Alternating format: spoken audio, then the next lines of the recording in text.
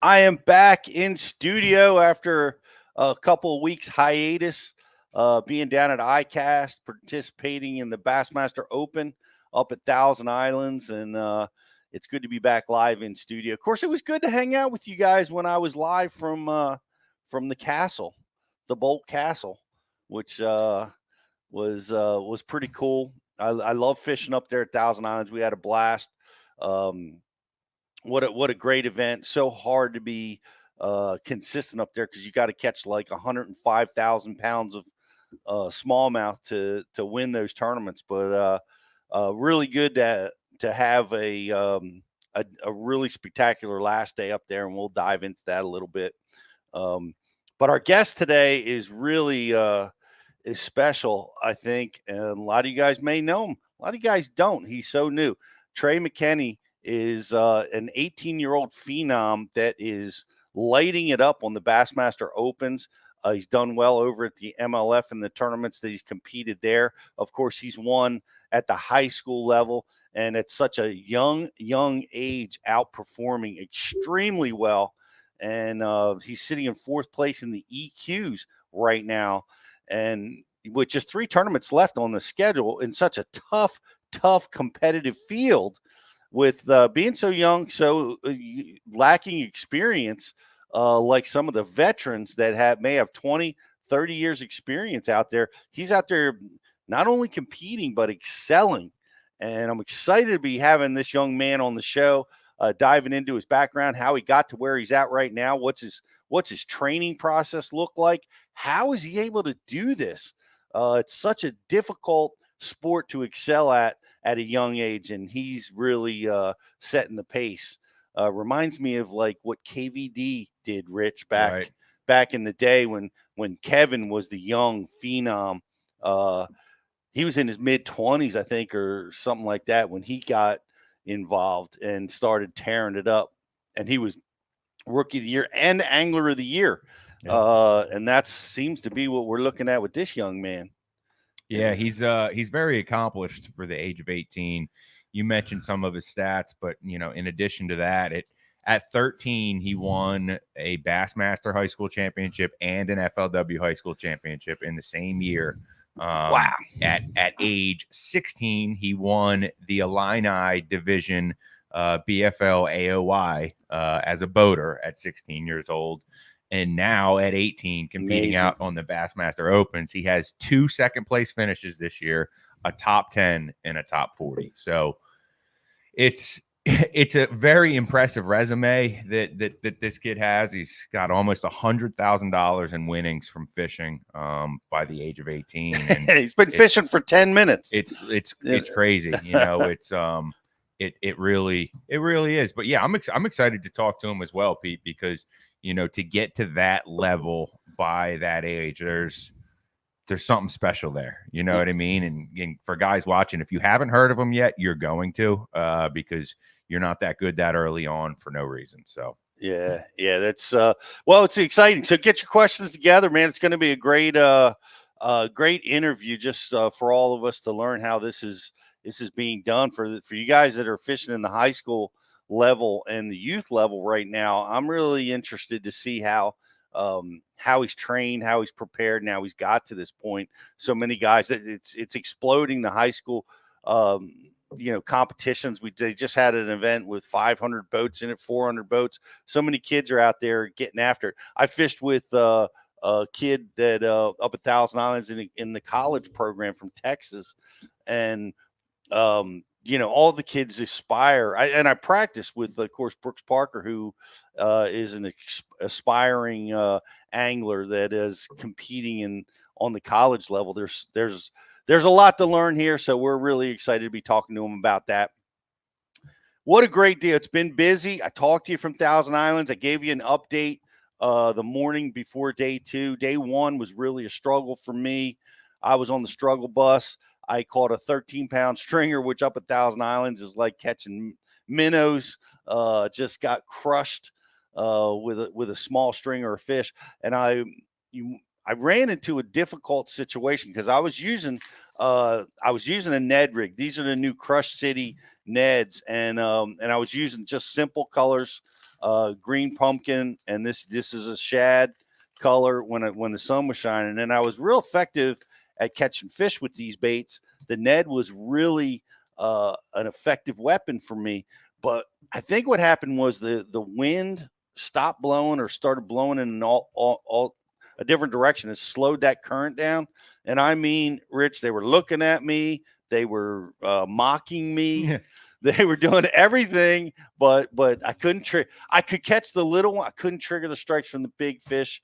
And I really struggled on day one. It's amazing how important current is when it comes to driving a bite, whether it's on Thousand Islands or it's on the Tennessee River or it's everything. It's in your lake down the road on Union Lake. Yep. Current matters. It always does. And there's ways that you have to adjust and change with it. And, you had a tough day one, Pete, but you had a really nice Bass U bounce back on day two. And, you brought 21, what was it? 21.8 to the scale? 21.10. Don't steal 2 ounces from me. 21.10. All right. Well, I want those ounces. You got them back. You took them back. You got them. But 21.10 to the scales. I mean, honestly, any other fishery or most other fisheries, making that big of a day one to day two jump is going to get you right back up into the mix. But like you said, on the St. Lawrence, it's so hard because the weights are always so tight. But still, you made a nice bounce back. Walk us through that? Well, it's day one was a short day for me. I had about a 5.5 6 hour window to fish because I was making a long boat ride, and that didn't go so well. Right, lack of current. I had shallow and deep fish. I was using the Ned, and when I could say deep, I wasn't fishing extremely deep. I was fishing in depth zones around 20 feet.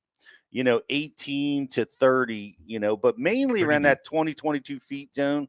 That's where I was getting the majority of my bites. And it seemed like they were close to the spawn. They were in that shallower zone for me. Right. Because keep in mind, guys, these fish on the St. Lawrence will spawn in 18 feet of water. Yeah. So, that's, that makes things a little different. Yeah. Does weather have in it, like with it being so hot out this past weekend? Do you think that had anything to do? I think for me it was a wind or it was a current thing, and the wind blew against the current. That's what stopped it for me, I think, on day one. And and I had the shallow bite, and the shallow fish I could visually see, and I was having just a terrible time triggering strikes. They get crazy eyes. And so what I figured that my solution was on day two was I continued to explore that shallow bite, but I wanted to get in the current. We had a little bit stronger south wind that accelerated the current, and I wanted to stay in that current because that current, getting into the maximum current I could get myself in, was what helped me fish around aggressive fish, catchable fish. And my first bite was a 5-pounder on what a neat deal it is to catch them, a finesse casting rod. I've got 10-pound test Cortland. I've got 10-pound test Gamma Fluoro as a main line. I'm using the Ned, and I'm just, you set up on these monster bass, right? And they jump 5 feet out of the water. And but my first bite was 5 pounds, and I'm like, all right, you've made a good decision. And then I just started continuing to poke away at them we had storms and rain and wind, and that more intense current allowed me to get those bigger bites. That was my solution that I missed on day one. I needed to get into the harder current, the hardest current I could find, and I think I would have had access to those bigger fish on day one that I was unsuccessful with. But it was a lot of fun. Man, just caught a monster bag. Fished with a Japanese fellow on day two, which was pretty cool because he was pulling all those crazy techniques, man. He was throwing the free rig, he was throwing the cover scat. Current's ripping, and he's bombing a cover scat out with like a bomb cast, drifting it down in the shallow. Anytime he could get shallow enough to see rocks, he was firing that baby out there. Right. And all kinds of other unusual techniques that he was employing. Caught fish. We both caught fish pretty aggressively all day, and it was a great tournament. I want to congratulate the guys that that won that event. Of course, Corey Johnson had led it for 2 days, but he did not win the tournament. Right. Who was the tournament winner? Jody White. Jody White won that tournament. That's right. Jody White. This is another thing that was a big deal up there for you guys that participated. Congratulations, Jody. What an amazing win to come from behind when you were trying to chase down the Canadian group, Goliath, that has won so many tournaments. Those guys up there chased them down and got them. But fishing close to the lake, those Clayton to Cape Vincent, that was a big deal on fishing for slightly bigger than average size fish. I think you got a shot at a few more 5-pounders fishing down there, and that was a big deal because I didn't fish down that way. I fished close, but I didn't quite make it all. I didn't fish all the way down. I pattern fish a little closer to the ramp, and but great event. Really enjoyed it, and got Watts Bar coming up. It's going to be a toughie, but we're going to be talking with Trey McKinney here shortly, who is in 4th place trying to make the elites. And man, he's looking pretty strong with just 3 tournaments left. So we'll be diving in to all that stuff. We are brought to you by Tackle Direct Studios. I want to thank Tackle Direct. They shipped me up a bunch of spinning reels, which I needed for this event. Nice. Which was nice and well needed. It seems like you have to have 15 spinning reels rigged for when you're fishing up there. Yeah. And I want to thank them for that. But like and share the feed, guys. You're watching over on social. We got prizes for you, Jocelyn. What are we giving away? Waterwood custom baits for the like and share, and we also are going to be giving away Bash U t-shirt, Bash U hat, and the missile D-bomb Rusty Crawl. Rusty Crawl. Yeah, check this out, guys. This is custom. This is a custom missile bait that only is available at Tackle Direct, and it's an amazing flipping bait. Very unique color. It has a green pumpkin tomato flash. It's really unusual, and it's only available at Tackle Direct. So you're going to be flipping this in wherever you're flipping. The bass have not seen this in your area. It's gonna really help you get some strikes that maybe you wouldn't get otherwise. But it's the classic D-bomb shape, and check it out at Tackle Direct. I'm sure we'll have the link in the IM board. And I just want to take a moment and offer our condolences to David Barnes Sr.'s family, a bass legend, I guess we would call him. He was the first inductee into the Maine Bass Nation Hall of Fame in Maine. Passed away this past weekend. So condolences to the Barnes family. And Dave was a leader in the nation. I fished against Dave for 30 years. And Dave was, he's a powerful force. But the first tournament that I won, I paired up with Dave Barnes. Boater on boater? Boater on boater. That's back in the invitationals. That's what we used to do, boater on boater. And day 1, I had a different partner. Day 2, or day 3, I forget, I drew out with Dave, and we fished together. And it was an awesome day. We both had just a great day. We worked together really well, and we both had monster bags and did really well in the tournament. And I've known Dave ever since then. We fished in Maine, in the Jersey Nation. We competed on Lake Sebago in Maine. Dave was there. Dave was always there. He always qualified for every nation team tournament from the state of Maine. He was just a fixture and a powerful force and a voice in the sport of fishing. Did so much for the sport. And man, I just want to recognize him and give condolences to his family. And I'm glad you brought that up, Jocelyn, because he was just such an important part of the sport, especially up here in the northern part of the country and the Federation. He was something special. So, but in Maine also, we had some big deals going on. We had the lead ban that has taken place where they have to protect the loons. They're doing some studies on the loons, and they're finding that there's negative impact there, and they wanted to they moved forward with eliminating lead in jigs. What's a loon? Loon is a it- fish-eating bird. Yeah. You know, they make a really cool noise. Fish eating bird. Yeah. Gotcha. Yeah. They're native to that part of the country, and actually up 1,000 Islands, they were everywhere. I mean, they were just everywhere. Some places they're getting outcompeted by cormorants. Mm.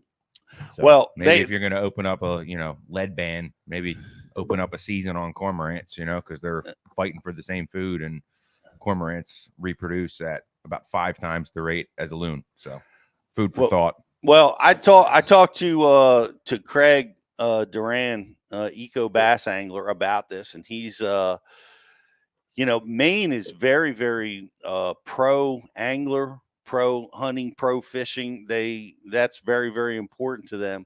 So his feel was that their research has warranted this, and they're in no way looking to compromise fishermen or limit or make a negative effort towards fishermen, but their effort was to protect the loons. That was his opinion of it, and it's an interesting one. But I could tell you on social, oh my gosh, did we ring up some we hit some nerves there, Justin. Yeah, no doubt. A lot of comments on that one. Everyone sharing their thoughts.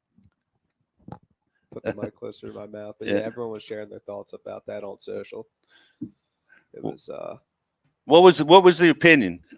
Like it was dual-sided. Some people were saying, just go to tungsten, and other people were very against it, saying it's working, it's against the working fishermen and stuff like that. But yeah, well, we're going to keep a close eye on it, and obviously our interest is to protect our sport. We love we want to protect and promote the sport of bass fishing we love so much, and we'll certainly keep you guys posted. And our next environmental show, which is coming up relatively soon, I'm sure we'll dive into that a little bit more thoroughly with some real experts other than us.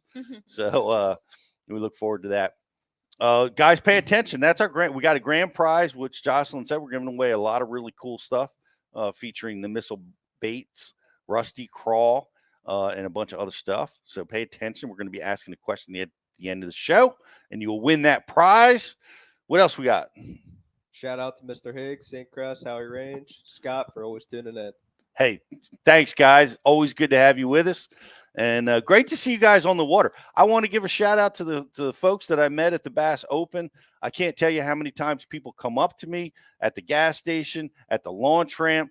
Thank you for producing Bass University. It helps them. They listen to it on their way to the weigh-ins. They listen to it on their way to the tournament site. It helps them in everything that they do, and that's why we build it. And I appreciate you guys coming up to tell that to me and all the rest of our crew. We're going to be in Michigan. Stop by and see Justin at the St. Clair River event. If you're a subscriber to Bash U, we got something cool for you. If you've not, go check it out. We have a new promotion that launched today. What's our new promotion? Blow up bonanza.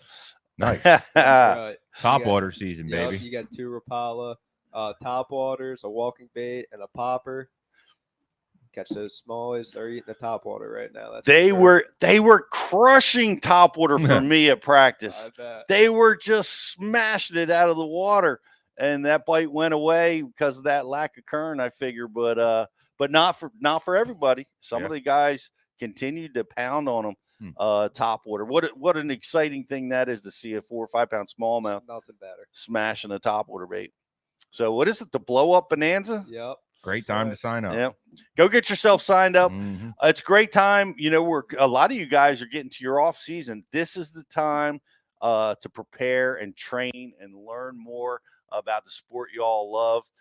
The fall fishing season is coming up, and then of course spring will be here before you know it, guys. So go get yourself subscribed to Bass U TV and get yourself a cool prize pack and check that out. We're going to take a quick commercial break, and we are going to be right back with Trey McKinney, 18-year-old phenom, doing so well out on the EQs and everywhere else he's fishing. And we're going to be diving in to find out how he's doing all this stuff. It's going to be great to have him. We'll be right back after this message.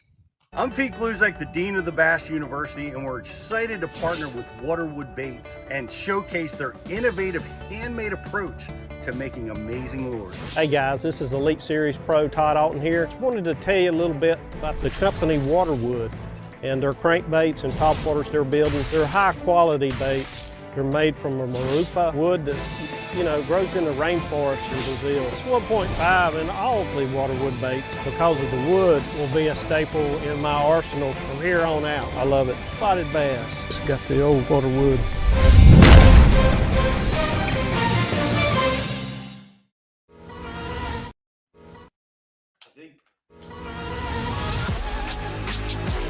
Cortland Line Master Braid, America's premium super braided fishing line.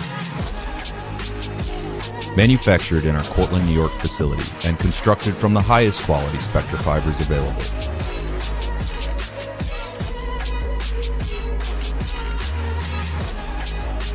Cortland Line Company, made in America since 1915.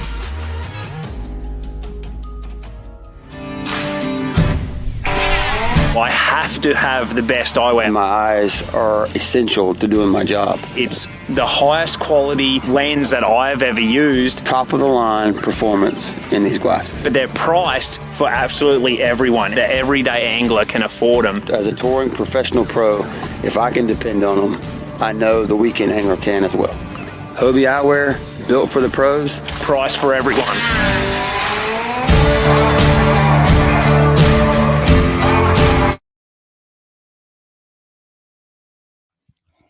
Welcome back to Bass University Live, everybody. Glad to have you with us. Love hanging out, talking fishing, especially after you got back from a major tournament. I've got fishing on the brain, and so does my son. Oh my gosh, Jake caught a 5-pounder on the top water. He's diving it since he's hooked. He got hooked at the Ike Foundation Derby. And now he's been fishing every day, and he's fishing when I'm not there, and I love to see that. And him and I are going to be jumping in. It's going to be hard to derail this killer Wednesday night derby team. Congratulations to you guys. Oh, my goodness. You guys had 3 fish for 13 pounds. Is that right? 3 for 13.5. Yeah. The Wednesday nighters on the Bay are a 3-fish derby. And it's one of those nights we kind of just landed on them. Yeah.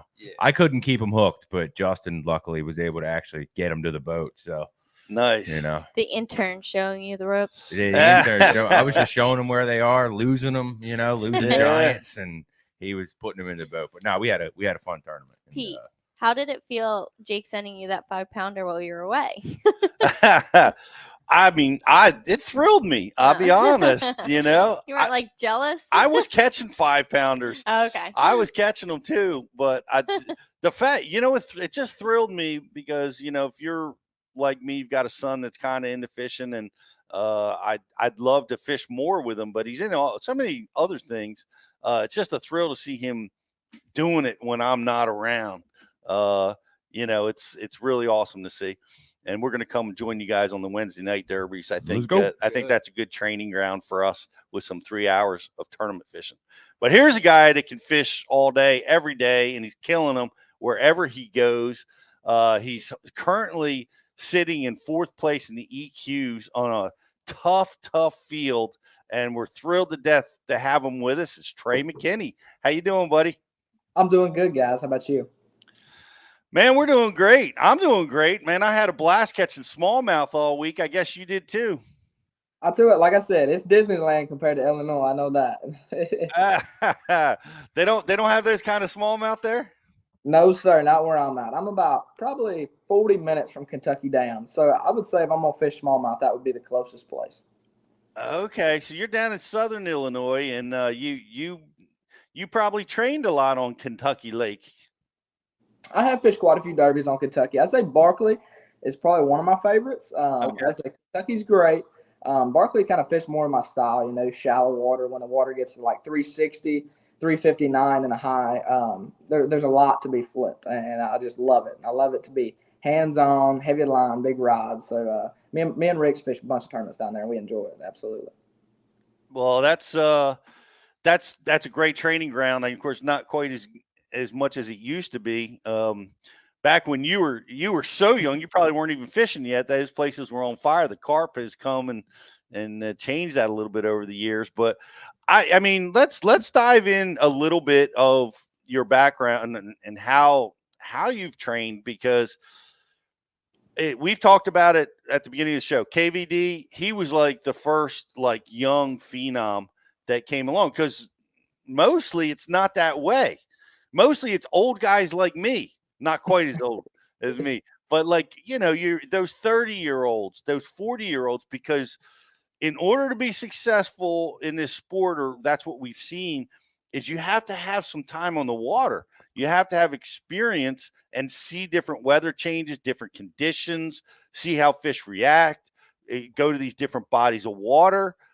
Man, you're 18 years old and you're going toe to toe with guys with 30 years of experience. How did you get started in fishing? And let's start there, because I want to find out who your mentors and all that. How did you get started in this game? Absolutely, man. I have a rodeo or barrel racing family. We own a Western store here in Marion, Illinois. So I'm kind of a little bit of a curveball, I have my cousin, Trevor McKinney, as well. He's fishing the Opens. He's fished college, everything about like that. But actually, when we started, our church has little, I guess, it'd be weekend tournaments every once in a while. We had 4 or 5 a year, anything else like that. And I was always fishing at the pond, always. Like every time I could find one of my dad's friends that had a boat, anybody willing. I don't even know who they are. As long as they were willing, I would love it, So mom and dad was always trying to find me a boat to go in, just learning from people to people. And I started fishing a few of those, and I started loving it. And then, fortunately, I met my mentor, Rick Cheatham. And it was a guy from my store.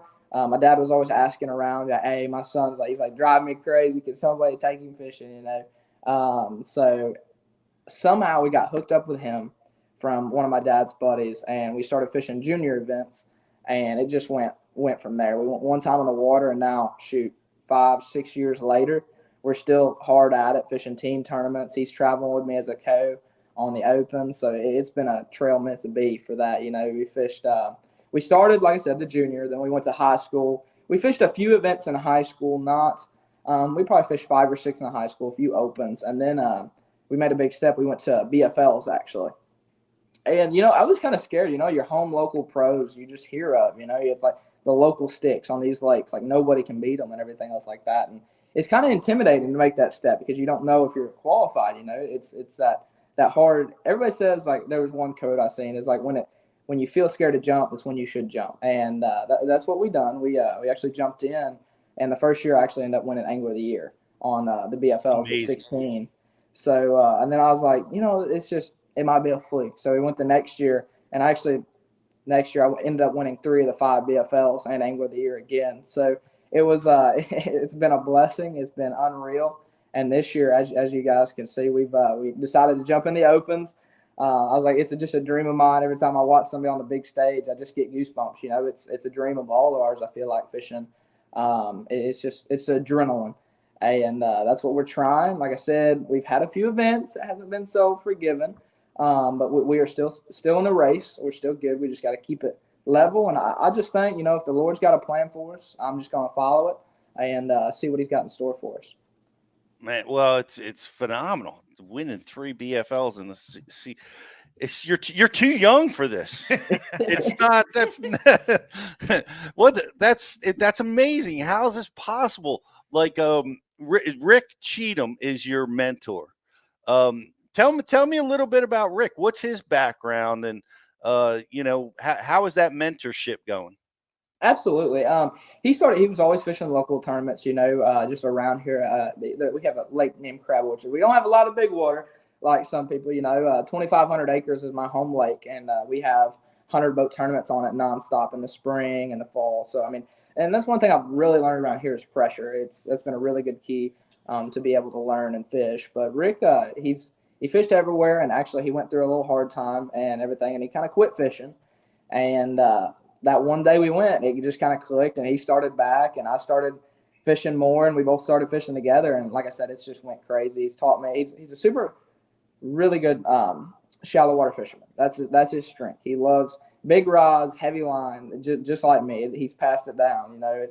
that's a love of mine as well. Now it's anytime I can catch one where nobody else I think would go, that's when I'm the happiest, you know. So that's been a really cool thing, and we just kind of learned together. You know, he's learned versatility for me. He showed me a lot of new techniques. You know, I try to keep it simple. I try not to get all. I don't try to buy the baits that they make for us. You know, I keep it kind of like anything I say, Gerald, so black and brown. I mean, just simple colors like that is another thing he's taught me how to kind of zone out everything else. Have a bunch of techniques in your wheelhouse and have it simple. You know, I got a whole bunch of rods, more than what I need. And I always have my 4 or 5 baits that I always have. Like I throw a jig. A jig is one of my favorite techniques. I mean, you can throw a jig on 15-pound line, 12-pound line, 25-pound line if you're flipping.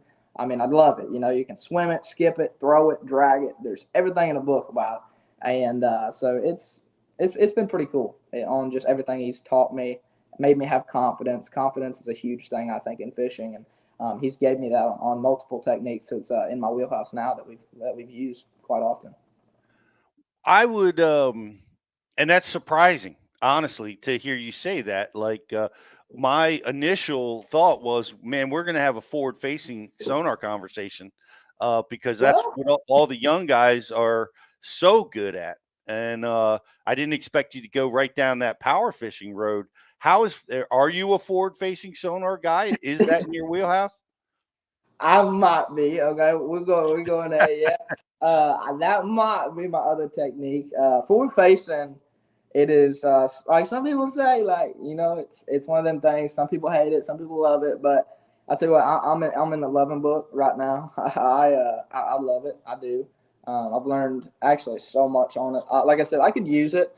Before this year, I've always liked it. I've always had a niche for live scope. You know, it's always been like, instead of an arrow, it's just like anything. It's like a person playing baseball. You know, they go to the batting cage twice a week, anything else like that. It's kind of the same with me fishing. I always go out, try to learn new stuff on it. I've got where now I don't even have to look at the arrow. You know, it's just kind of instinct. Wherever my foot's on the pedal, I can just throw over my back and hit it, hit the cone. So, yeah, forward facing is probably one of my. If it ain't shallow, if I can't catch them flipping, I'm live scoping. You know, it's one of them things where if it's not that, not some other techniques that I like shallow, anything else like that, I almost always am looking down. So I mean, and sometimes it sounds bad, anything else like that, but I say there's so many little things to learn on it that I guess it's so. I guess what would be a good word for it? It's hard, you know, in multiple ways. Like at Wheeler Lake, we had a tournament, and there's so many like drum, catfish, crappie, stripers, everything about it. And I mean, normally like on forward facing, you see a fish, okay, you got that, but it's the little things, you know, the little nuances that somebody can tell, and anything else about a fish. You know, I can pull up to a fish, and I can pretty well have an 80% chance I'm going to tell you whether it's going to bite or not. Sometimes, you know, so just how it sets up, how it lights up, how the density of it is. There's so many little things to learn on it. And once you get that, that's the true difference, you know, being able to tell separation from the head to the tail on it if it's a 3 to 4 or 5 pounder. So anything else like that I've learned this year has been unreal to everything, because I can literally scope on 6 to 7 and just look for 3+ pounders. If you're on like a really incredible fishery like Toledo Bend, where was another Wheeler? It would have been Eufaula. Eufaula was a really good one. I would scope till I would see a 3+ pounder after I had 15 pounds. You know, I would not stop most of the time. And don't get me wrong, every once in a while a fish can face you and look small, but there's ways of telling it too. So every time you put yourself in a situation, and that's what I try to put myself in as many situations with it as I can, learn from it where I don't miss anything. You know, you can have fish really tight to bottom. Like everybody thinks when you see live scope, the bottom's bottom. It's really not. Sometimes it is. There's always a gap of some sort. You know, it could be this much depending on your unit. I have active target. So for me, this year I fell in love with active target from Lawrence. I have the active target too, and I love it. I can see my bait to 90 to 100 feet regularly on the cone, and I love it. I don't feel like the gaps as much. I haven't had a 34, so I can't speak for everybody. You know, I used to have a 32 from Garmin, and there was always a little gap. You know, so every once in a while those fish on the bottom can slip past you. And this one I have very few that sometimes will. But it's definitely, you can't see them all, but you can try. How are you talk about like going to batting practice, twice a week? Is that what you're doing? Are you going out and working with this on a, daily basis, or say, hey, I'm just going to do a practice session? What does that look like for you? Absolutely. Like I said, if you ever stop learning, it's not a good deal, So I'm trying to soak up everything. And that's the thing about being young. I'm trying to learn so much in such a hurry. All these guys with 30 years of time on the water, and that's a lot. I make some mistakes that I shouldn't. I make some mistakes on the water that, sometimes you can recover from, sometimes you can't, it's just by being time on the water, just in general, just your head mind on a tournament. Sometimes, like I said, I'm young, I'm 18. Sometimes I don't make the wisest decisions, but like I said, we just got to make the best of them. But yeah, batting practice for me is going anywhere I can, fishing with anybody I can, anybody that likes live scope, even if let's just say that, just in general, this is not me. Even if you think somebody, okay, maybe he's not as good as me, anything else like that, just for somebody, just local pro, you're going fishing. You don't have to be better. It's like you can take one thing from that man, just one thing, just one itty bitty thing, how he rigs something, how he sets up, how he sets a hook, just one thing from each guy you fish with, and just kind of create your own puzzle. You can just kind of take a little piece from here, a little piece from there. And when you combine it all, it's pretty crazy what you can learn. And every time you'll kind of be stumped, you just kind of be like, man, I'm not catching them. I don't know what to do. And all of a sudden you just grab it from up here. It's just like, wait a minute, that's an idea. And you just kind of apply it and it goes from there, So that's one thing I would have to say is anytime you can go in the boat with somebody, anytime you can grab that little piece of information from anybody, try to build your own puzzle. Take it from other people and just put it together, just any advice, be a sponge. Be a sponge. Be a sponge. And we had Al Lindner on several years ago. I guess it was on the Ike Live show. He said, go fishing every chance you get. And you can always learn from when you're on the water. And another guy that, plugs in that learning slogan is Brandon Polinick. It's always win or learn. There's always something to be taken away from, whether you're just fishing out on the pond for a few hours or you're on a 5-day straight practice into tournament. There's always things you can take away from it and learn it, and just got to be a sponge. Be a sponge. Great advice. And you can pick something up from everybody, and that's awesome. We are going down this forward-facing deal, and I'm not surprised to hear that now that we're bringing it up. But what are the baits? Are you using the fuzzy cube or any radical of these crazy tools to trigger strikes, or what have you learned about the best method to trigger strikes from those that you can see? Absolutely, and staying on top of new baits is really important for a lot of these pressured areas. But like I said, I try to keep it simple. I live scope with a jig actually more than not. It's a really good bait for it. So now sometimes there's a difference, on certain days you'll see like a lighter jig. I have a 3/8 ounce right now from Strike King, baby structured jig. It's a great live scoping bait when they're biting, anytime it gets close to them, sometimes they'll bite it. But then another thing I've learned a lot is going to a heavier jig, maybe a half, a 3/4. The main thing is you want to create that strike. You want to get it right in front of them. They don't know where it came from. Just boom, there it is. Sometimes your bigger fish are a little bit more stubborn. It's one way or another with a heavy jig. You're either going to catch them or you're not. That's another thing I don't like about it. It's not like 100%. It's not a spinning rod bait, which we're getting ready to get there. So it's hard to say. It's definitely one of my favorites. This right here. This is one of my jigs that I probably anywhere I've ever done good. I weigh probably 30% to 90% on this thing. I usually find a way somehow to throw it. I either drop down to 12 to 15 to throw it deeper, or I put it on 25 to go flip up in bushes, skip it up underneath docks, swim it. There's so many different ways I fish this jig. It's a baby structure jig. I usually pair it with a menace on the back. It's really good. It don't have that much action, but this right here is probably one of my favorites. You got your little Nico rig from Strike King. It's an Ocho. This is one thing that your bite ratio is super good for me. it's definitely one of them things where you got to figure it out. You got to figure out which weight you want, how deep are the fish. It's one thing that you just have to play with a lot of times, because it does take a lot of patience, and I don't have a whole ton. So it's definitely one of them things where you just have to play with it. It has a weird fall, it spirals. So it definitely, I usually have 3 or 4 rods on my deck, and I've even chased. I know I weighed a fish in at St. Lawrence. I chased for about 5 or 6 minutes, just chasing it across the flat. And I would throw everything in the book. I throw this, I'm like, that ain't working. I pick up a jig, throw it out there in front of it.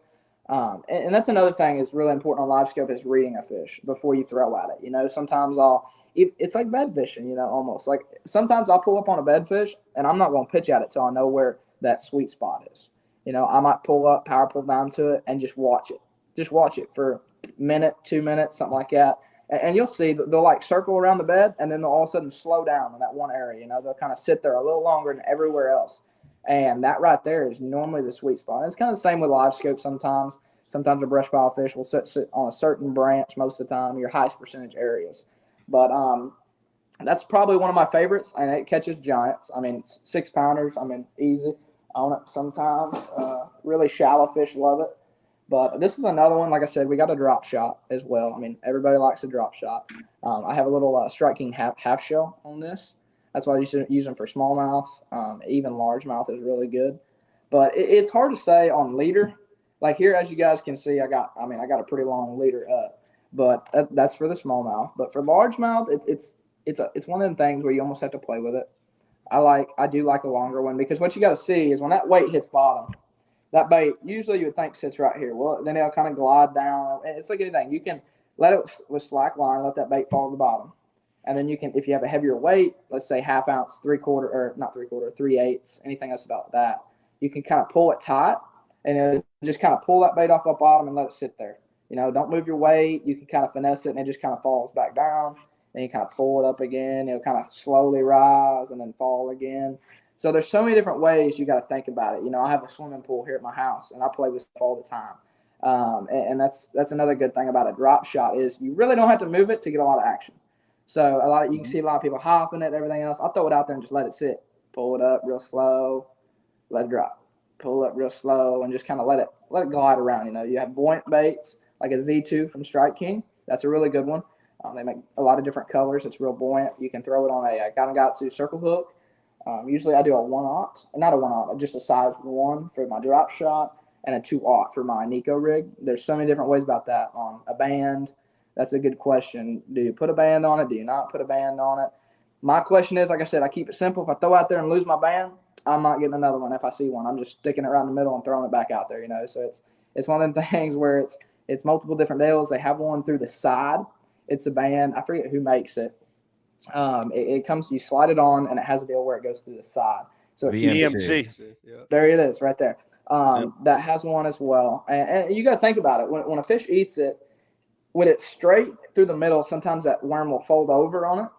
And when you lean into them, they're going to grab it, and they'll just hold their mouth closed, and they'll just open it and be like, well, they come off, But with that side hook, no matter how it folds normally, it's still going to catch the side most of the time. So that's a very good way. In my opinion on that. But those are probably my 3 main baits. You can throw a Demiki rig every once in a while. That's really good. And for the most part, I just try to keep it simple. Usually they'll bite one of them baits here and there, depending on what you're fishing for. I heard some of the guys were Demiki rigging up at Thousand Islands this past week.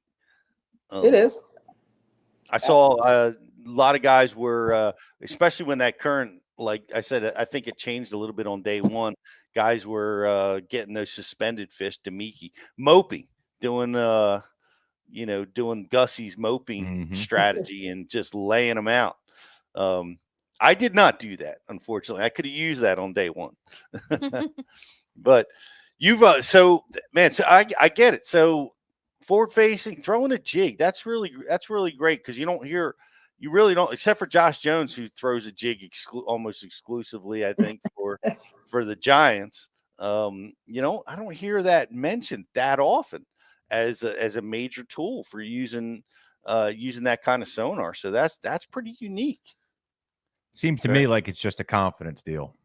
It is. You have your baits, you can make fish bite, and if it's no different than if you're bed fishing and you see one there, you're going to pick up and throw the bait that you think for that situation is going to get you the bite the quickest. I'm new to forward facing sonar. I'm only about 2 years in, and I'm still very much so in that learning phase of forward facing sonar. So like, just hearing all those things from, about how you attack those fish, it's very helpful. And, but the confidence and keeping things simple, a fish is a fish is a fish. And if you have a lure in your hand that that you should be able to make them bite, based on the current scenario, then, why not just give it to them? Well, that's what you're doing. And it's a great technique. Now, how often has shallow played in your, let's talk about the EQs this year. We fished many different types of tournaments. How long, how many have been shallow? How many have been just sonar exclusive? Yeah.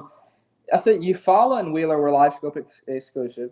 They were straight up live scope. And then actually Toledo Bend was a really good shallow event for me. I was catching them flipping bushes. There's a bunch of different weeds down there that I really don't know the name for it, but they look good. And I started fishing and then I started getting bit, So, but no, mostly like bases of the bushes, bases of willows. I caught a lot of fish on that till the last day. The water dropped on me 3 or 4 inches, and I wasn't catching them in but 12 inches, So it made it a little tougher on that. So then it kind of went back out to the live scoping game. But I would say, like, I love the live scope shallow. It might be different weird, but I love live scoping like flats. Even in like, I know for smallmouth, just a while ago, I was scoping them up on sand spots. And some people will frown at this, but I mean, usually I even scope them up in like 3 foot of water.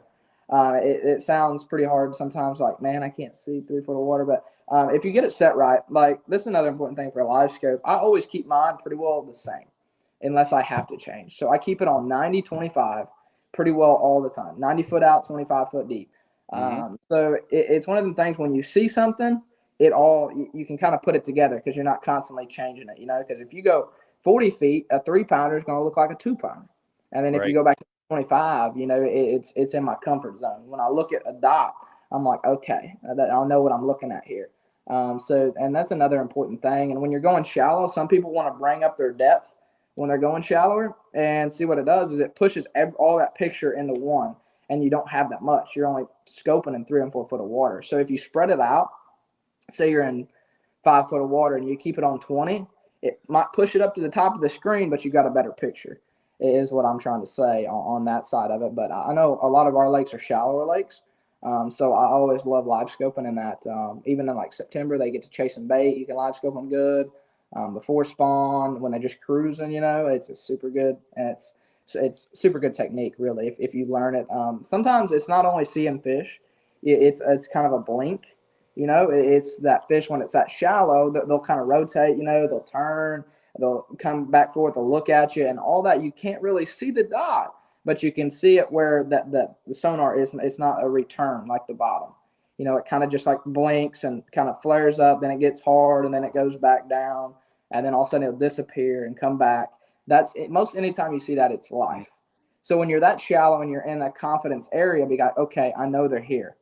You can concentrate on throwing those and catch a lot of fish sometimes, like a lot of fish, and sometimes big ones when they're up shallow. How often do you change your color palettes? Never. Never. Okay. What are you running? I use sunglasses to help me with that. I have a couple different lenses. I have a rosemary. I have a violet from Bahama. It don't sound like it makes a difference, but if you go with a violet lens, it makes everything pop. So like on a rainy day, everything's getting everything's just getting darker. I got my brightness on the same. Everything else like that, I'll put my violet lens on, and it makes it look totally different. Every little things pop that it don't, and you would think it. You're still looking at the same screen, but it does help a lot. That's one of them things where I have two. I have just a regular blue for just kind of sunny, just blocking out the sun. But anytime it gets cloudy, I'm slapping my violets on like immediately for live scoping. Wow, that's fascinating to give you a better feedback there. Man, that's interesting stuff. That's the first time I've ever heard anybody talk about that, but that's so critical because like you said, sometimes it's just an instant. You get a flash and if you're looking away or you miss it, like you said, you don't have the right glasses on and you miss it, you may have missed a big opportunity. Yes. That comes from a lot of times staring at that screen. It does. It does. Like little things. Yeah, yes, sir. And this is another little product. Bait Pop came out with it. Some people like say, does it work? Does it not? I really do think it does. And like even like forecasting, they make a whole bunch of different colors, but it's a sonar enhancer. So I usually always spread it if I'm having trouble seeing my bait, if I'm not having confidence, and it's also like it's a old fish formula, so it's the same thing on scent. If I have some that just kind of like, because sometimes on a jig you'll have it go down, and it'll turn on it, and they'll run up and hit it, but they won't get it. It's weird. I don't know why they do it. I wish this is one thing I have never understand. I don't know why they do it, but they'll just turn on it and they'll act like they eat it and they'll load up, but they won't have it. You know, so and sometimes it causes you can just let them have it a little longer. Another thing about anything else, I mean, you got to think when a fish eats a crawdad, it's not just going to lay still in their mouth. You know, I wouldn't think. You know, they've been trying to get away. So, and usually anytime if one eats a jig and you kind of pull on it a little bit when they're eating it funny, don't do this every time, but when they're eating it a little funny, sometimes they'll get a second grab. You know, when they kind of feel pull away from them, they'll just kind of grab it a little harder. And sometimes that's what you got to do to jack them sometimes. But I know it's definitely a product. That's pretty neat. Greg Hackney gives a seminar at Bass U about that, especially for smallmouth. That he'll actually play a little tug of war with the smallmouth to get them to double down on it. Flipping for smallmouth. Yeah, before he sets the hook, because it gets them to commit. That's what I needed to do on that Wednesday nighter, Justin. Yeah. When that 7-pounder came unbuttoned. Oh, man. With that 15 pounds. Trey, I got a question for you. You mentioned a few times that you have 3 to 4 rods on the deck. Is that something that you do often? You try and limit yourself to having 3, 4, 5 rods on the deck instead of like 12? I will say if I have 3 or 4 rods on the deck, I'm on them. It's one of them things where if I got 3 or 4 on the deck, I've had a good practice. Just kind of going out and doing what I love. It's either going to be shallow or it's going to be live scoping most of the time. I love offshore, but if I'm fishing offshore, I'm live scoping. There's a difference. Like some people are just good ledge fishermen. I'm usually scoping on that type of stuff. But usually, and see, this is the worst part. You don't want to have as many rods. It's definitely a lot more convenient. But when you do have everything in your arsenal, all of a sudden something might snap. You might see one blow up way over here, and you don't have the right bait on. But if you have enough rods up there and you keep your few spare baits, let's just say some lakes I always keep a frog on the deck. Some lakes I always keep a flutter spoon. Some days I always keep, there's always certain baits that you want to keep up there just in case that, for instance, something happened, that you have something to react with. Sure. Sometimes, like I said, it might only be one cast throughout the day, but if that one cast gets you a bite, it's worth it, and that's how I look at it. So usually I'm running probably close to 10 rods on the deck most of the time, 8.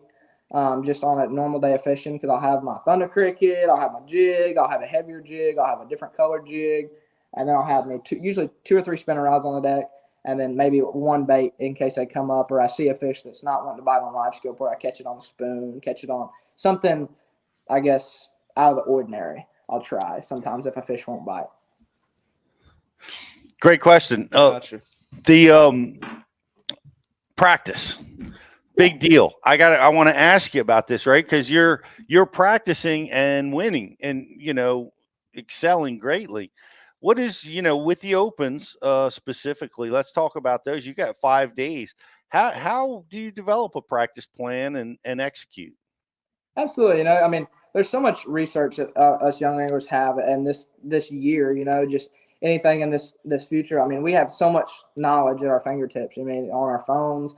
Anything else about that? And when you're going to like I say, a Toledo Bend, I can't even see across the thing. I was like, I don't even know what to do. I just see trees and I can't see land. And it was definitely one of the things where it was intimidating. And I just started gathering information on stuff online where I just found general areas. Like, okay, this creek arm's good. I've heard a lot about this creek arm. Let's start there. And usually you kind of stay on one big creek arm. One creek arm, there's like a whole lake here. But you go here and you just kind of break it down. The first day you'll go out there and find where the fish kind of want to be. maybe what depth they're on, what are they doing? Are they spawning? Are they post-spawn? Are they pre-spawn?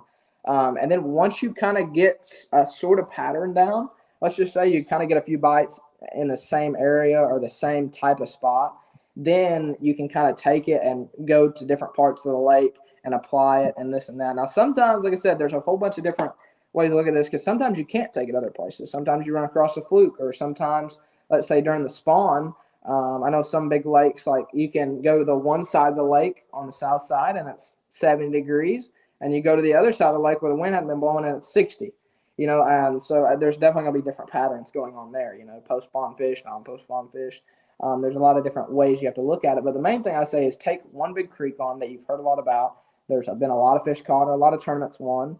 Or maybe even if you just look at Google Maps and you like how it looks, there's a lot of underwater cover, a lot of brush, anything else about like that, and just figure out what's going on. Just kind of test them. See if they're shallow, deep, and then kind of expand it and go elsewhere. Is usually how I usually start my practice. And you go all 5 days? Do you practice short? Do you take advantage of every minute? I daylight to dark. As many minutes. If I can get on the water 365 minutes, I'm getting on the water 365 minutes. Yep. It's one of them things where every once in a while I might get a little lazy and not get out the door at daylight, but I'm telling you, I'm gonna make up for it. So that's one thing. I mean, every minute on the water you could learn, possibly idle over. I found spots where I'm like running out of a creek and I'm like, nah, I'm gonna shut down and do something. Like, oh, I forgot to strap my rods down, and I come back to the dash and I'm just idle over something. I'm like, what is that? And I'll turn around, drop a live scope, and catch like a 5-pounder for practice. I've done that one time, and I'm like, no way. And I mark it, come back in the tournament, I caught a 5.15 off of it. Whoa. So, I mean, just like there's anything that could happen like that, So you always got to be aware. You always got to use every minute and every second you can against these guys, because I mean, these guys are hammers. I mean, they don't let up. I mean, it's one of them things where, I mean, I wish I could have done a few things different, like at Bugs Island, everything else like that. And I can't be mad about certain tournaments. I was on the fish, I just couldn't land them. Sometimes it just happens. Sometimes you don't understand why, but hopefully the Lord's got a better plan. You just gotta trust it. But it's definitely, I would say, on that part of thing, it's real important to do research, break down the lake right. Absolutely. Are you doing any scouting, like pre off limits, looking around? I am, absolutely. And like I said, anytime a gut feeling is really important to me. So if I, like I said, Watts Bar is our next one. And like I said, no, I don't have, I am sitting fourth, anything else, but that can be one tournament. It's like 50 something points out of 10th, something like that. So one tournament gone, so I got to work really hard on these next three to finish in the top, because I mean, like I wouldn't know what to do with myself if we did end up. I'm not even trying to think about it. We're just going to go fishing, just 5 bass a day, 5 hook sets, and we're good. You just got to think about it like that, one cast at a time. But yeah, it's definitely one thing it is pretty cool. But no, I'm going usually pre-practice maybe 3 or 4 days. Probably got a phone call. Yeah, you got a call. Yeah, sorry, somebody called me. But it was usually I go 3 or 4 days if I can. St. Lawrence I didn't get to because it was so far, and they had like a season or something like that. So yeah, that's right. They got the closed season. Yeah. Yeah, I didn't want to risk anything on that, so I stayed away from that one. But every other one I'm going to try to go to. Well, we got some challenging ones in front of us. These fall tournaments on these southern bodies of water, man, they can be challenging. So it's gonna test you and everybody else for sure. What are the next 3? We got Watts Bar, and then we got a Florida in there. What's the other one? We have a Lake of the Ozarks. Okay, Lake of the Ozarks. Yeah. Where's it at in Florida? Is it Harris Chain? Yes, sir. Gotcha. That Florida tournament actually probably is going to be the best. Yeah. Deep into the fall Florida fish as well. I would say I think that's one thing it's kind of intimidating. I've never been to Florida, and it's one of them things, like for me, like when you get out there and it's a flat of grass for as far as you can see, it's kind of intimidating. I'm not gonna lie. It's kind of like, wow, what are we gonna look for here? And sometimes you just gotta put the trolling down and put it on high and go. But like I said, I mean, mapping is a really important thing too. I mean, just anything, if I go across a flat like that, but the main thing is sometimes not everything shows on maps. Sometimes there's other ways of looking at, like I said, like Google Earth, anything about like that. I know I've found many spots where don't really show it on a map. It might just be a little depression on a flat or something, like in those areas like that, and you'll catch them. You'll find them schooled up in there. But that's definitely going to be a hard tournament, I think. But I'm gonna go down there before pre-practice and maybe just try to hurry up and get a gut feeling about it. But that one's kind of scary. Slugfests are kind of scary for me. I love the tougher tournaments, and I'll say that, and I won't. Sometimes I won't do any good, but around here, that's just how we've always deal. If you get 5 bites, you most of the time cut a check on most of these lakes around here. Right. So it's definitely. I definitely sometimes have a different mindset than some people. Like I'll be catching 15 pounds a day, and I'll be tickled pink. 15 pounds a day is pretty large around here, so it's definitely cool. I think Watts Bar is going to be a tough one from what I hear. I looked at a super tournament BFL that was there, and I was like, whoa. I was like, that's a 2-day total or a 1-day total when it showed it. So it's definitely going to be interesting, but hopefully we can just stay in these next 2 and the third one. Well, Watts, they say, it'll be tough to get 5 each day there. So that'll be a challenge and a great equalizer, for that trail. But boy, you're off to a blistering pace, and I expect you to continue. I mean, we've seen your track record already. Well, I've got a son. He's 13, and he's starting to get interested in fishing. I know a lot of kids are probably watching that. What do you recommend? What your path was going through you did a little bit of high school, you did a little bit of this and that. What do you think the best way to go for a young man is to take his fishing to the next level? I'd tell you what, the main thing about a young person is always keep it fun. That's number one, I think.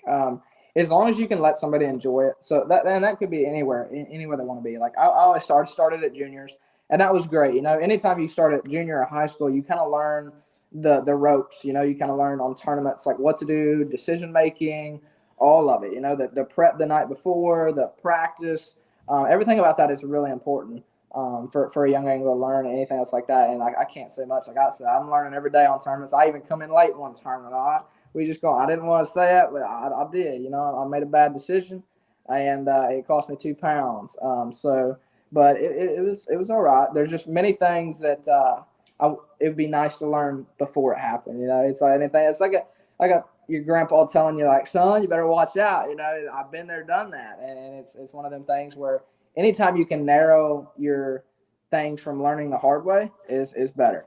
So anytime you can fish the junior and high school and just kind of feel it out from there. If you feel like you want to step up, maybe fish co-angler for your BFL a year or something like that, just kind of getting the hang of it, getting the ropes. And then if you feel like you're ready, you have a boat, jump in the 1 or 2 of the BFLs and just gradually take it, or you can just say go with it and fish a few high school and run to the BFLs and opens and everything else like that.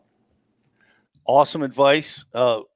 Here you are, you're at the cusp of qualifying for really what many consider to be the premium tournament trail in fishing. Well, tell me about that. What would making the elites mean to you?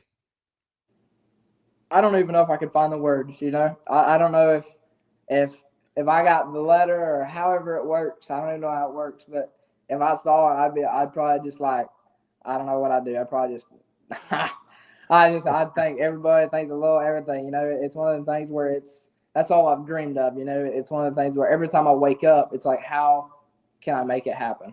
It's one of them things where, and I know them guys, maybe I get there and maybe you still, I have a crazy amount of learning, even if I don't, but just to be able to say, hey, I gotta, I don't even know how to say it. I would be like stoked. I'd be shaking probably if I did. I'd be so nervous, but just being able to fish against all them guys that you see 24/7 on every commercial and bass fishing, every move. I mean, everything. Just being able to say I'm you're there. It wouldn't even be real to me. Just being able to walk up on stage right after Brandon Polnick or something like that. It's pretty crazy, honestly.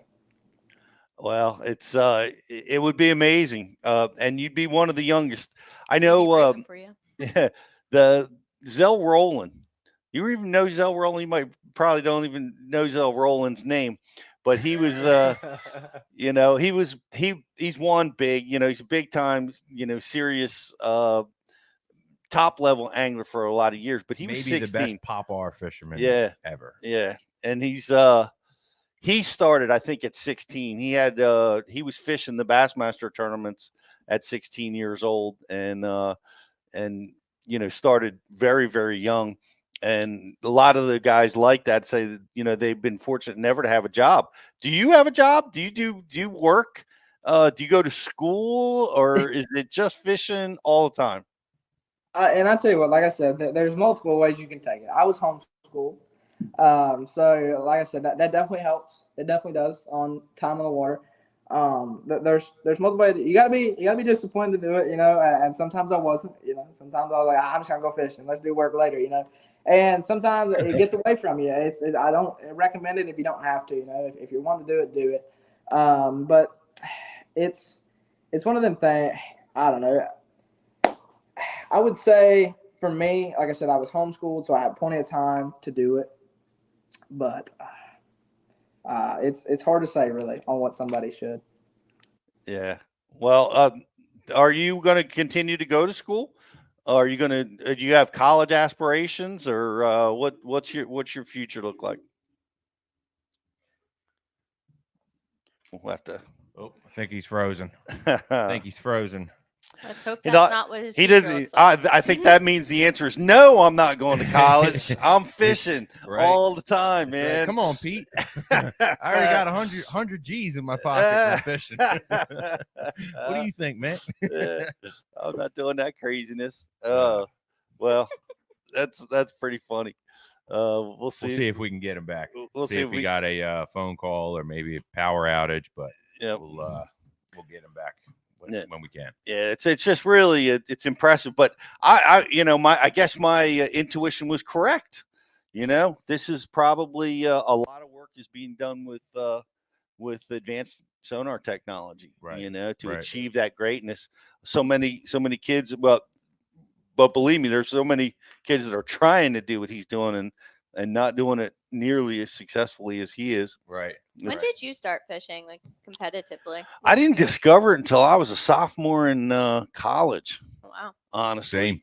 Yeah, it was. I was always doing other kinds of sports and stuff, and I fished all the time. But I was actually in a classroom with a guy that bass fished, and he was in a bass club, and I'm like, wow, there's clubs for this stuff. This is awesome. Sign me up. And next thing you know, I was fishing club tournaments, and I thought, oh man, this is the greatest thing in the world, and I've loved it. I've loved it ever since that day. But I wished I would have been introduced to it earlier. Absolutely. In high school or younger. So I actually, funny story. The first bass tournament I ever fished, I fished out of an 8-foot John boat, and my live well was a soft mesh Coors Light cooler. I don't know if you guys remember, like back in the day, they would sell like 36 packs of beer out of a soft mesh bag. Yeah. And so I fished this tournament, and I just kept pouring more water in this cooler as it would slowly leak out. And I carried my fish up to the scales in a Coors Light cooler mesh bag. And that was the first club tournament that I ever fished. And after that moment, that would pass a live well check now. No, probably not. I don't think so. I was fishing out of a boat that leaked, and it didn't have live wells. So I said, well, it's leaking anyway. Might as well pour more in. So looks like we might have got Trey back. Yep. I'll give him a minute to get set up. Let's take bets on what happened. Was it a phone call, power outage? Did his phone die? All right. Looks like we got him back. Trey. Sorry, my phone overheated. I had to go stick in the freezer. So, that's funny. We were betting on what it was, and that one was not one of the things that now we got a phone call. or got everything going crazy. But no, so like I said, back to that question. I do not have a job on that side of things, but I have been blessed on everything else, like on sponsorship and being able to work with it and travel. And hopefully, like I said, we're trying on social media. I'm not the best on it, but we're going to try to proceed that. That's kind of the dream on that side of things. Anyway, be able to just try to fish. For right now, I don't have any responsibilities. I I don't have any of the other things like kids or anything else like that. So I'm gonna try it when I'm young. Well, you're well spoken. I think you're a sponsor's dream. You keep catching them, and you have the gift of being able to articulate your thoughts and ideas really, really well, which is fantastic. And I want to congratulate you for that, and congratulate you on, man, what an amazing season.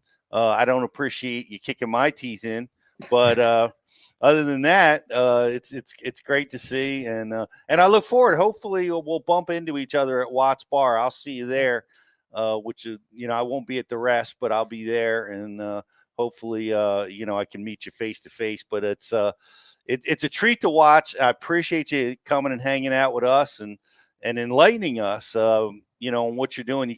I can just hear it in the way that you're describing your fishing, that you're doing some things that are pretty unique, pretty advanced, and there's a lot to learn there. So congratulations on that, and best of luck. And man, oh man, keep it going. It would be awesome to see you at the Elites. Yes, sir, it would. Thank you, sir, and thank you for having me on the show today. You bet. Congratulations again, and we'll catch up with you down the road. Trey McKinney, everybody. Thanks, Trey. Thanks, Thank man. you, Appreciate it, man. What an amazing start at such a young age, and you can just see it, like he's got the gift of the love of the sport, the intensity of it. You got to have that, right? But everybody's got that. But he's been able to direct it into using the technology and getting some great mentorship, which is certainly a huge deal. And man, crazy. Yeah. 18 years old. Very cool stuff. It's awesome that the direction that fishing is going is giving guys opportunities to really make a career in fishing at a younger and younger and younger age, because like fishing for a long time was it was an outlier in a lot of sports. Like, like you said, generally for the most part, and still you see a lot of guys in their mid 30s to early 40s is when they kind of burst onto the scene. But that direction is trending younger, and the fishing industry is always behind on things, and kind of, like if you look at a sport like, say, baseball or basketball or even football, I mean, in baseball and basketball, guys get drafted at 18 years old all the time, so like it's cool that fishing is starting to catch up to that kind of, national level sporting events, to where, because there's youth clubs, because there's high school clubs, because there's college fishing now, we're seeing a generation of anglers that get to that point, and by 21, 22 years old, they're groomed, they're ready to go, they're energized, and that's, it's good for, I think it's good for the industry as a whole to see that trend. And I think the technology absolutely is a major factor in allowing them to make that learning curve quicker. Yep. And to get competitive earlier.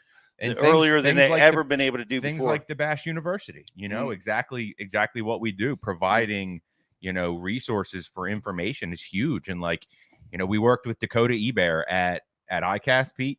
He was he still is a Bass University subscriber, but just devoted himself to the Bass University when he initially moved from Louisiana to Texas. He just dove in and consumed himself with it, and, giving his outcome, it worked. And it's cool that guys are able to do that and use platforms like ours to continue to grow in pair with technology and everything else. Yep.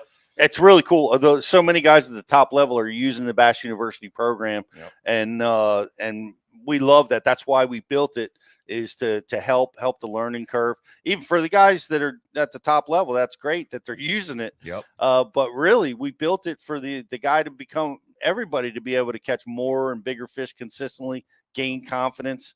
But guys at the top level are using it, so it's offering something for you. What's happening at Bass University, Rich?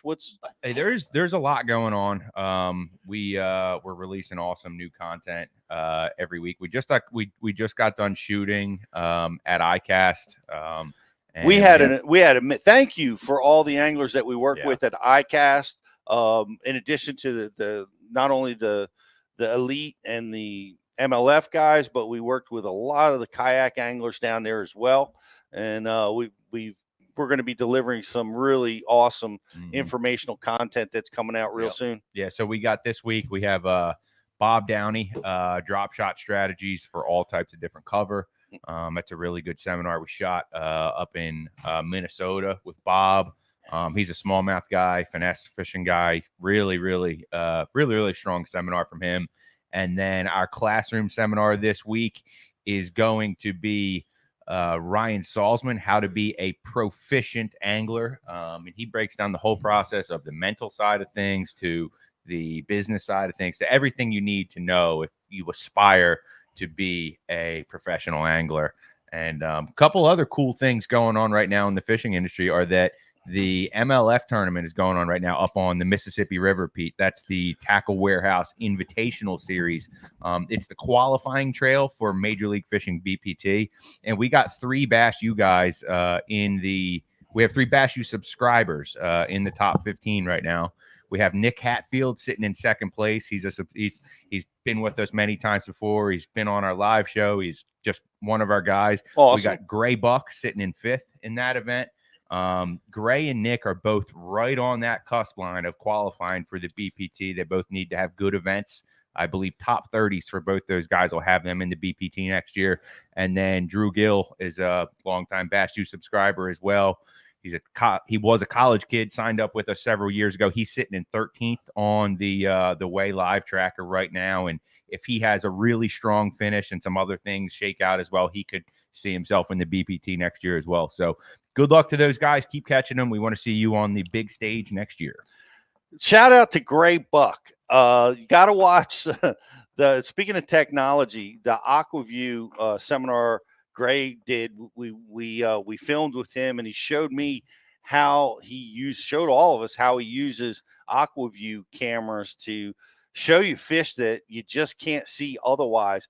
What happens a lot of times when you get in these current situations, these big smallies tuck so tight to the cover that the separation can't be found as easily with your standard technology or even forward facing. They can really hide, but guess what? The AquaView camera pulls them out, and it's so cool to see. And the big fish that I caught on day 2 of the Thousand Islands tournament, they were found with that camera because it enabled me to cover flats and go past those little boulder outcroppings, and you could just see those big ones pulled out. You could see how they were positioned. I love that system. Check out the AquaView guys. If you're a subscriber to Bass U, we have an amazing deal. What is it? 30% off AquaView cameras over there. You got to have it. It's really an asset to supplement what you're doing with with my Mega Live and my 360. It really helped me in this tournament. So shout out to AquaView for that. And it's a lot of fun. My son loves watching it. Like him and his boys can't stop looking at it when I drop it over the side of the boat. So anyway, it's fascinating. It is. It's really fascinating, and it works, and it can help you catch fish, get in the winner circle, the whole 9 yards. Guys, are we going to take a quick break? Quick break. Yeah, we're going to come back, hit some trivia. Josh, last chance to like and share for a chance to win some Waterwood. So head over and hit that like and share button. You want to get yourself the Waterwood bait, like and share it over on social feeds. These are amazing hand-built crankbaits with amazing different actions, no matter the depth, whether you're doing a square bill. This is a mid-range deep diving crankbait. They're made of Marupa wood, which is a unique wood that's dense, very castable. Marupa Pedra. I can never remember the second part of that, but everyone just likes the word Marupa. Yeah. Go check it out. But we're going to be giving away. Like and share the feed, guys. We're going to and hope you're paying attention. We'll be right back with our grand prize question giveaway after this.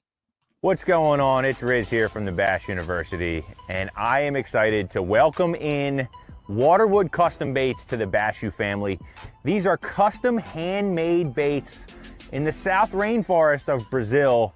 They're made of Marupa Pedra wood. It's extremely dense, it's resistant, but it's also really buoyant. They're made of quality components with a 100% guarantee They're made for tournament anglers to get it done when the money is on the line. Guys, that was like my second cast with this bait. That's a waterwood custom bait. These things are handmade in the rainforest south of Brazil. And I mean, as you can see right here, it's a fish catching bait. It's got the front hook. That means they wanted it. This bait's, it's running really true. It throws really well. Guys, check them out at waterwoodcustombaits.com.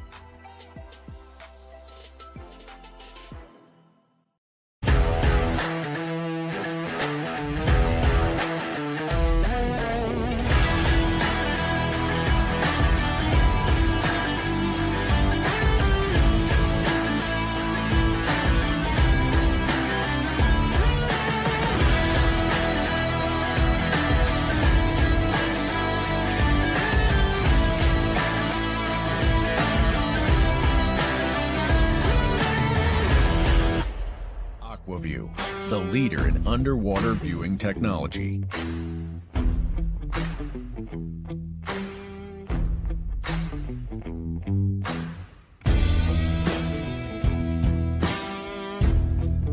Find what you are looking for. Catch more fish. Have more fun. AquaView. Seeing is believing. Why do you love catching fishing rods? I'm truly losing less fish. Is the sensitivity of the rod. That they're made right here in North Carolina in the USA. Strongest, lightest rod, 100% made here in Sanford, North Carolina. From the drop shot rod to the flipping stick. Every rod has a purpose to it, and I rely on them all the time when I'm out doing a tournament. Durability in the John Cruz Worming series, the counterbalancing in the handle. It's the only rod I found that can withstand my hook set. Boom goes the dynamite. On the water not spent fishing is a moment wasted. That's why Minn Kota and Humminbird have joined forces to bring you the One Boat Network. Products that communicate and integrate to help you take full command of your boat. Born from our commitment to making the most advanced fishing gear even better by making it work together. The One Boat Network will help you find, get to, stay on, and catch more fish. When One Boat Network products talk to each other, they can navigate your boat automatically.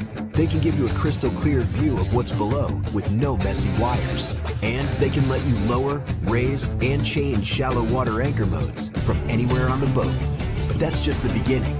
We're never done innovating, integrating, and making your boat simpler and easier to control. All so you can make every second on the water count.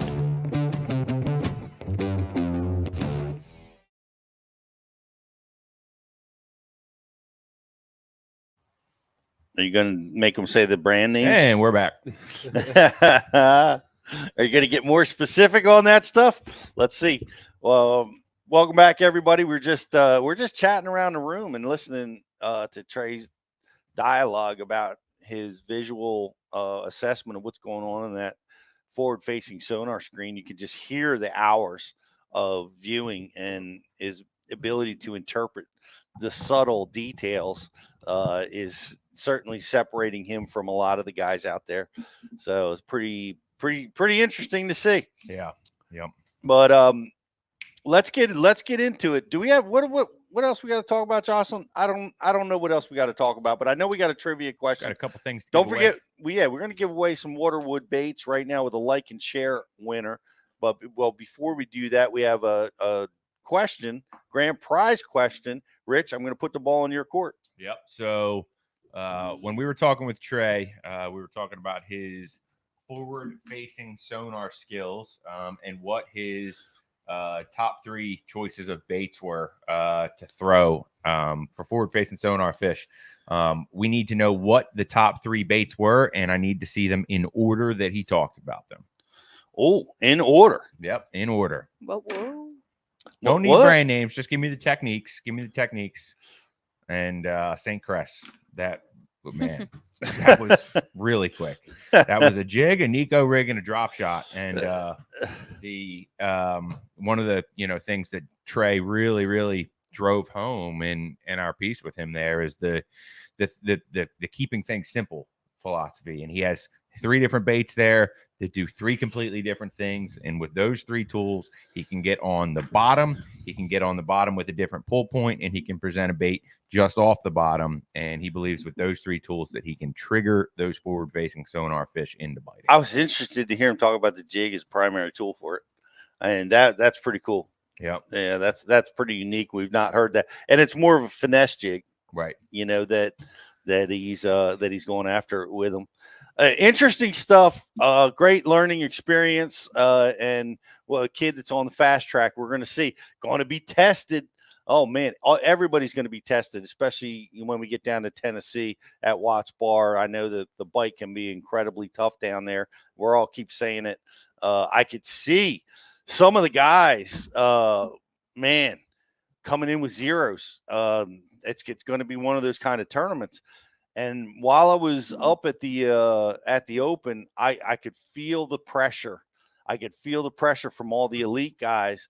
They were starting to, talk. You could hear the murmurs like, oh man, I can't catch 4-pounders. Guys that were at the top of the leaderboard are really starting to sweat it. Mm-hmm.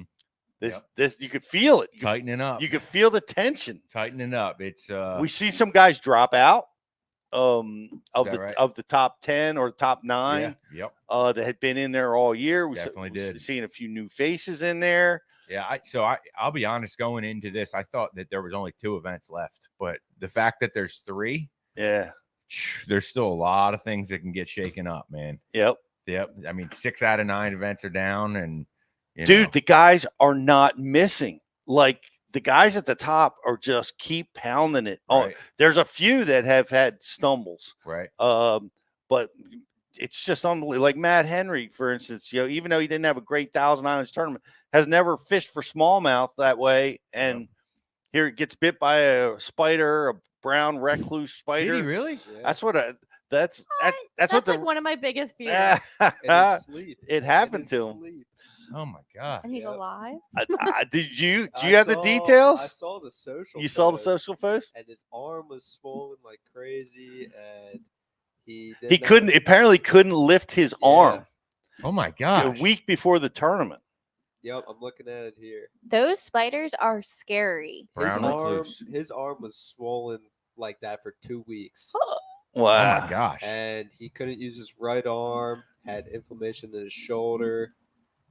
Got into his chest. Yeah. Oh, I'm out. I'm out. Yeah.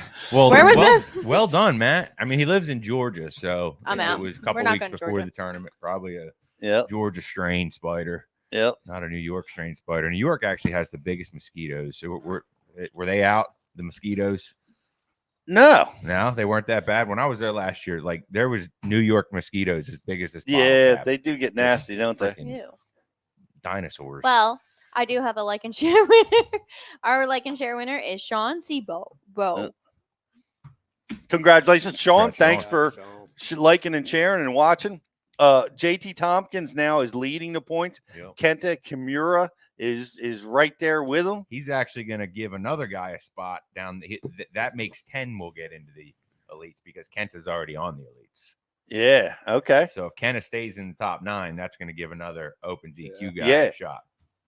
They'll go down to 10th place. It looks like they're gonna. That's amazing that he's fishing both trails and just crushing in the Opens. The amount of money that Kenta Kimura makes in the Opens is sick. Like he makes more on the Opens than he does in the elites. Really? Yes. That's fascinating. Mm-hmm. Well, it certainly showed here in the points. John Garrett was last week's points leader, is now dropped to 3rd. He kind of had a out of the money finish. Not a bad finish, just a little bit out of the money. Trey, who we just spoke to, is in 4th. Robert Gee, Keith Tuma, Matt Henry's in 7th. He dropped a little bit, but is still hanging strong in the top 9. Of course, he only needs to be top 10. We got Jamie Bruce, Joey Nania, and Brett Cannon. I want to look at some of these guys that what's that? The guy's just on the cusp. There are some right on the cusp. One's Ben Milliken. He had he really did himself a favor at Thousand Islands because he had a crummy day 1 and he stepped it up on day 2. He was facing really losing a lot of points and he got him back. and keeping himself right there in the hunt. He's in 14th right now. We're going to be headed to a couple places, or they're going to be headed to a couple places in Watts Bar and Lake of the Ozarks where the forward facing should play. Yep. We've got Wesley Gore, Sam George. Here's some names that Bobby Lane is in 21st. He's got 913 points. He's roughly 60 points out of the cut, which is, man, that's very, very doable. And Bobby's fishing strong. He had just a steady Thousand Islands tournament. Like, I think he had 18 pounds a day, just steady. Here's Trevor McKinney. And the last event of the right year there is too. in Bobby Lane's backyard. Harris Shade. Right. Up his alley. Right. So if Bobby can just survive, Bobby can just survive and crawl up the leaderboard just a little bit, and he's got time on Lake of the Ozarks because of all of his years on the elites and the high level trails. He's been there. He's definitely been to Watts Bar before. He's just got to climb his way back up a little bit, and he could definitely make some noise. But yeah, I mean, there's still some guys in this mix that can get in the. Now, what are the dance. rules? Like, who with the points? Who can move on? Like top. So the elite what? series will take 9 anglers 9. Okay. from the Opens EQ. And for example, say if Kenta Kimura finishes in second place, that's going to give the 10th place angler the in to the elite series because Kenta's already in. Gotcha. So that's pretty cool. Is that what they're going to do? They might not do that. I think that's what they do. I don't know. Not in the past. Is that right? Yeah, they error to the elites. They let the next elite guy requalify. Is what they've done. They error that way. Oh. Tricky. So I don't know. So basically Kenda just steals a spot. But I don't know. I don't know how the rules are laid out. But like I said, here's what's going to happen now. Mental toughness comes into play. You're out practicing, you're working hard to find patterns, and you start spinning out. Your next practice day becomes more challenging and difficult. You spin out even more. That will happen to some of the guys in the top 10 right now. That definitely will happen. It's actually, guys that are sitting down in that 11th through 20th place are in a little bit more mentally comfortable of a spot because they're chasing, they're hunting, but the guys in the top are trying not to lose. JT Tompkins, I don't know what's going on with that kid. He just obviously won the Chesapeake last year, and he just catching them everywhere this year. It's fun to watch. It is. It's going to be exciting. Bass, if you're listening, I wish you would give us more live coverage of the Opens. Yes, we love that. For sure. What do you got, Josh? I have a question from what Trey was saying with his sunglasses, because St. Crest brought up that as well, that the violet trick with his sunglasses was pretty sick. How does that work? Like, do you use your sunglasses as a way to pick? I heard it for the first time today, Josh. As a matter of fact, I'm going through the Hobie lenses now, and I'm gonna find ones that help pop because he keeps his color palette the same on his forward-facing sonar, but depending on the light intensity, he changes his lens, which helps him interpret the readings better. Yeah. I've not heard anybody say that before, man. I haven't heard it about looking at your screens, but it's definitely a thing for reading water. It definitely makes it. Water's huge, right? Like going from blue to green to gold. The Sightmaster Plus, the Sightmaster Plus in that shallow water was helping me see those fish on Thousand Islands. It's a huge deal. It's the lens for sight fishing through the water. Yeah. But reading that screen, I don't know. Gonna have to play with a few different hues. Violet is what he said. Violet. Gonna have to get a pair of those. Hobie, let's see if you have. We're looking up your violets right now. So much going on. But look for Bass University content to continue to drop. We have a kayak release coming up this week, Rich. That's right. On Friday. Yeah, we have Justin Largen coming out to Bass University TV Kayak, and that's going to be a fun seminar, really good one, breaking down tidal water grass out of a kayak, which I'm going to really dive in on that one because, we break down grass a lot, right, out of a bass boat, But to be able to do that out of a kayak where you can only cover maybe 25% of the water that we can, there has to be a different approach. And like Trey McKinney said, if you can take one little thing and learn from that and apply it to your fishing, it benefits you. So I'm definitely diving in on these kayak seminars and taking anything I can get from that content, because these guys got to figure out workarounds, and they got to come up with new strategies because of how they're fishing. And really, if you can apply some of that to the bass boat world, man, you could be efficient. Yep, absolutely. Check it out. All good stuff. We're having a blow up bonanza. Blow up bonanza. Blow up bonanza. My crack marketing team put together a promotion while I was at Thousand Islands. So I'm just getting used to the blow up bonanza. And that's happening right now. Get subscribed annually. It's your best deal. And we have so many great benefits for all you subscribers. Those who know, those who know, those who don't, check it out. Go over to on the website to member benefits. We have amazing opportunities from cash and rods to purchasing AquaView to Hobie sunglasses and many, many more right over there on our member benefits and our Epoch. Oh, by the way, I want to give a shout out to the Epoch battery group. Oh my gosh, did I use that in that current up at Thousand Islands? The current up there is. Yeah. Yep. And being able to cover water efficiently, fast, and just never, ever worried about running out of power. It's crazy. It's crazy. I can just point my directional on, hit constant on, and it'll run me right up a gradient for miles. Never been able to do that before since I put the epochs in the boat. It's just phenomenal. And we have a great discount program for them, for all you members as well. But love that battery, just kicking it. But other than that, we're going to be back next week with another episode of Bass University Live. We have an environmental show that's going to be coming up. We're going to be talking about stuff like the lead ban. We're going to be talking about aquatic vegetation and a lot of other stuff as well. Shout out to the ASA. We saw a lot of the ASA members down at ICAST this week. A lot of great stuff coming. Appreciate you guys watching. We'll be back next week with another episode of Bass University Live.